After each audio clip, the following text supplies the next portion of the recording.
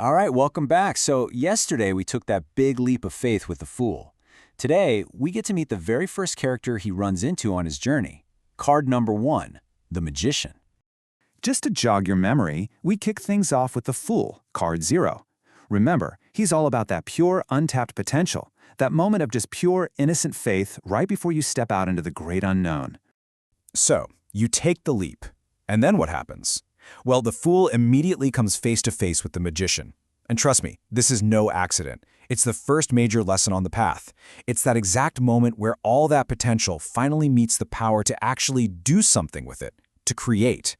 And that right there is our big theme for today, the journey from potential to power.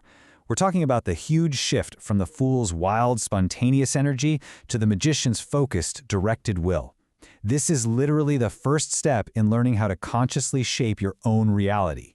You know, the difference between these two is everything. The Fool is just this bundle of unlimited possibility and let's see what happens faith. But the Magician, he takes all that raw energy and gives it a purpose. He stands for directed action, for conscious awareness. It's the difference between thinking anything can happen and saying, I am going to make this happen. So how does he do it? I mean, where does all this power come from?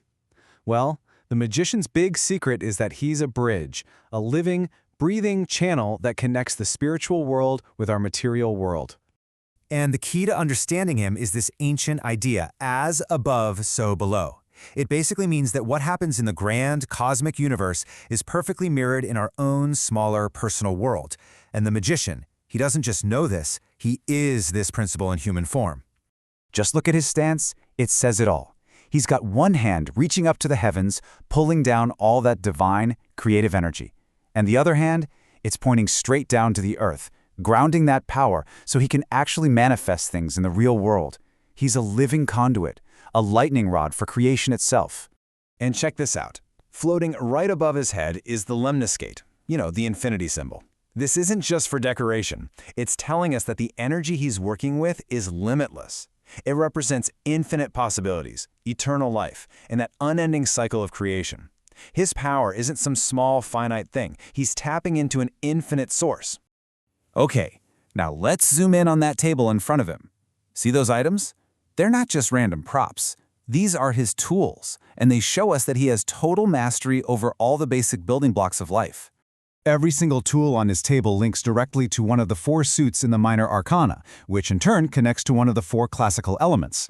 The wands is for the suit of wands and the element of fire. That's our passion and drive. The cup is for cups and water, our emotions and intuition.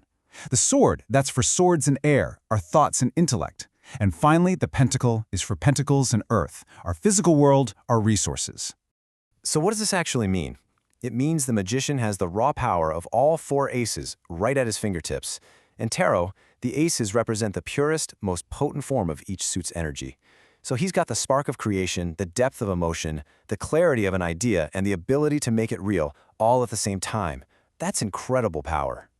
I mean, look at the wand on his table. That's the exact same creative fire we see in the Ace of Wands card. It's that raw spark of a new idea, the energy for action, that burst of enthusiasm you need to get anything off the ground. And for him, it's just sitting there, ready to be used. But wait, there's more. To really get this guy, we have to add one more layer to the mix. Let's look at his astrological connection, because it tells us a lot about his specific kind of magic. The Magician is tied to the planet Mercury. Now, think about Mercury. It's the planet of communication, of intellect, of skill, and the conscious mind. So the Magician's power isn't about brute force. Oh no, it's about skill. It's about precision. It's about consciously using your will. He thinks, he communicates a plan, and then he acts. That is Mercury in a nutshell. Okay, so we've broken down all the symbols, which is fascinating. But what does it all mean for us, right? How do we actually bring that Magician energy into our own lives? Well, it really boils down to these core ideas. When the Magician shows up in a reading, or when you feel his energy, it is a massive call to action. It's a push to act with conscious awareness to really know what you're doing and why. It demands concentration and the focused use of your own personal power, your skill, and your will. So here's a pretty simple way to think about applying this. Step 1, act consciously. Really understand your intentions before you make a move. Step 2, concentrate your will. Cut out the noise, eliminate the distractions, and focus on one clear goal. And step 3, realize your potential. Use the skills and resources you already have. They're right there in front of you. And that really brings us to the ultimate point of the magician. He's like a mirror, showing us our own creative power and our own divine spark. He's here to remind us that, just like him, we already have all the tools we need laid out right in front of us. So the real question he leaves us with isn't about if we can create something, but what will we choose to create?